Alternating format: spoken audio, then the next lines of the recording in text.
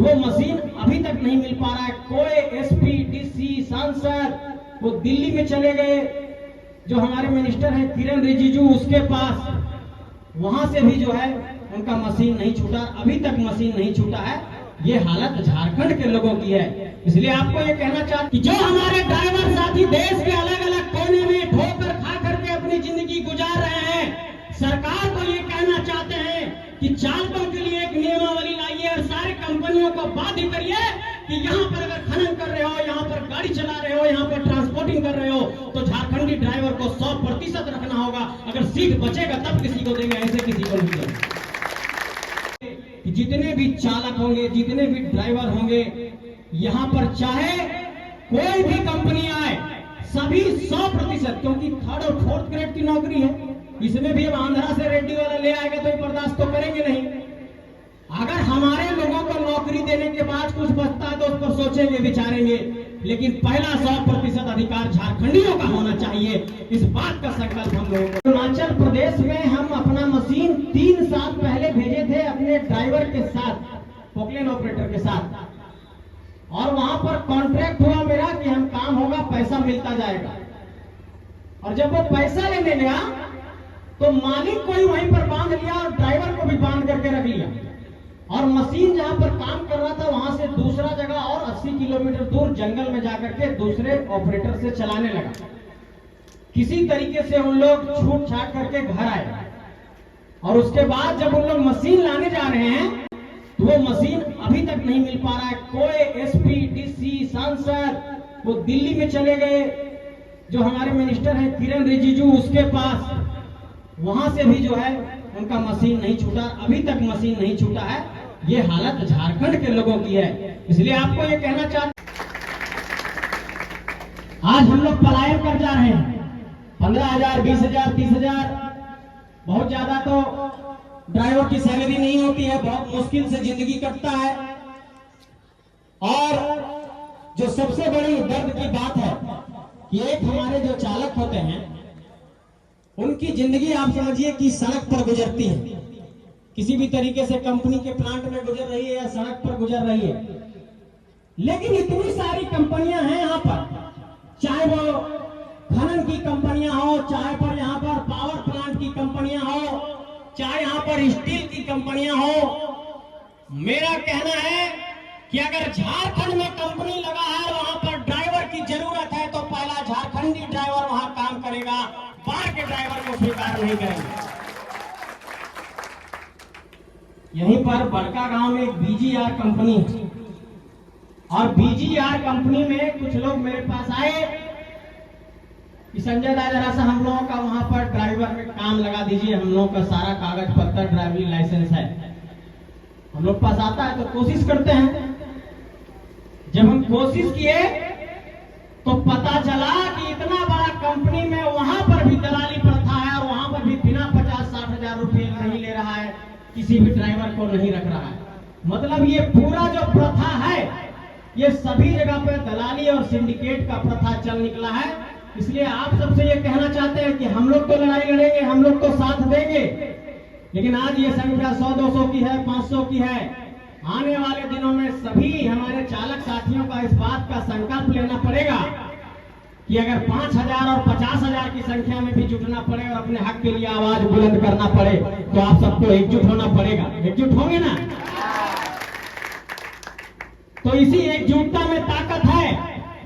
और अगर झारखंड में बेरोजगारी को खत्म करना है, क्योंकि हमारे लोग यहाँ पर बहुत ज्यादा पढ़ लिख नहीं पाए, उनको नौकरी नहीं मिल पाई। झारखंड बने 24 साल हो गया, इस 24 साल में बहुत लोगों को अवसर नहीं मिला। लोग गए जाकर के, कोई ऑटो चलाने लगे, कोई ट्रक चलाने लगे, कोई डंपर चलाने लगे, कोई टैक्सी चलाने लगे। और हम तो बरही के क्षेत्र से आते हैं, तो बरही के क्षेत्र में वहां पर मेरे पास आते हैं पोकलेन ऑपरेटर लोग। सबसे ज्यादा उन लोगों को अरुणाचल, असम, सिक्किम, नेपाल, इन सब जगहों पर वो सब फंसे हुए रहते हैं।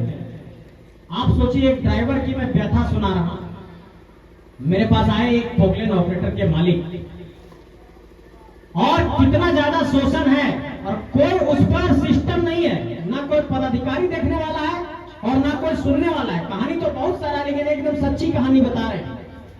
एक व्यक्ति आए मेरे पास, बोले कि अरुणाचल प्रदेश में हम अपना मशीन 3 साल पहले भेजे थे अपने ड्राइवर के साथ, पोकलेन ऑपरेटर के साथ, और वहां पर कॉन्ट्रैक्ट हुआ मेरा कि हम काम होगा, पैसा मिलता जाएगा।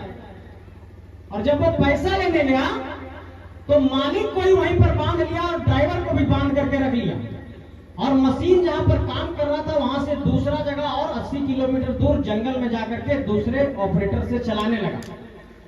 किसी तरीके से उन लोग छूट छाट करके घर आए, और उसके बाद जब उन लोग मशीन लाने जा रहे हैं तो वो मशीन अभी तक नहीं मिल पा रहा है। कोई एसपी, डीसी, सांसद वो दिल्ली में चले गए, जो हमारे मिनिस्टर हैं किरण रिजिजू, उसके पास, वहां से भी जो है उनका मशीन नहीं छूटा, अभी तक मशीन नहीं छूटा है।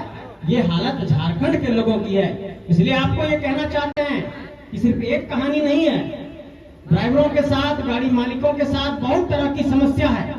और मुझे लगता है कि अगर सबसे ज्यादा, अगर पूरे देश में अगर आपको ड्राइवर देखना है तो इसी क्षेत्र में मिलते हैं, बिहार और हमारे झारखंड और यूपी वाले। आप मुंबई जाइए, जितने ऑटो ड्राइवर हैं हमारे झारखंड के बहुत सारे साथी मिलेंगे।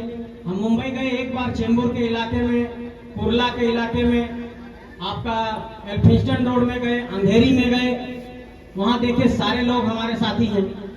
तो इस बात को हम ये कहना चाहते हैं कि जो हमारे ड्राइवर साथी देश के अलग अलग कोने में ठोकर खा करके अपनी जिंदगी गुजार रहे हैं, सरकार को ये कहना चाहते हैं कि चालकों के लिए एक नियमावली लाइए और सारी कंपनियों को बाध्य करिए कि यहाँ पर अगर खनन कर रहे हो, यहाँ पर गाड़ी चला रहे हो, यहाँ पर ट्रांसपोर्टिंग कर रहे हो, तो झारखंडी ड्राइवर को 100% रखना होगा। अगर सीट बचेगा तब किसी को देंगे, ऐसे किसी को नहीं देंगे।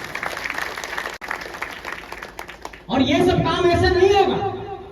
दूसरे राज्यों में बहुत सख्त कानून बना दिया जाता है।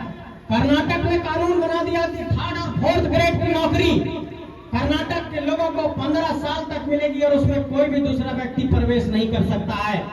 और इस बात का बगोदर की धरती से आप लोग अपने प्रस्ताव में भी इसको लाइए कि सरकार एक ऐसा नियम बनाए चालकों के लिए, और सभी कंपनियां जब यहाँ पर माइनिंग करने आती है और सरकार से जब MOU साइन होता है और सरकार का जब वो कंपनियां कहती है कि हम R&R पॉलिसी लाएंगे, CSR लाएंगे, यहाँ के निजी क्षेत्र के लोगों को नौकरी देंगे, यहाँ पर स्थानीय लोगों को नौकरी देंगे निजी क्षेत्र में, तो इसी में एक क्लाउज हम लोग जुड़वाइए, इसी में एक कानून बनाइए कि जितने भी चालक होंगे, जितने भी ड्राइवर होंगे, यहाँ पर चाहे कोई भी कंपनी आए, सभी 100%, क्योंकि 3rd और 4th ग्रेड की नौकरी है, इसमें भी अब आंध्रा से रेड्डी वाला ले आएगा तो ये बर्दाश्त तो करेंगे नहीं।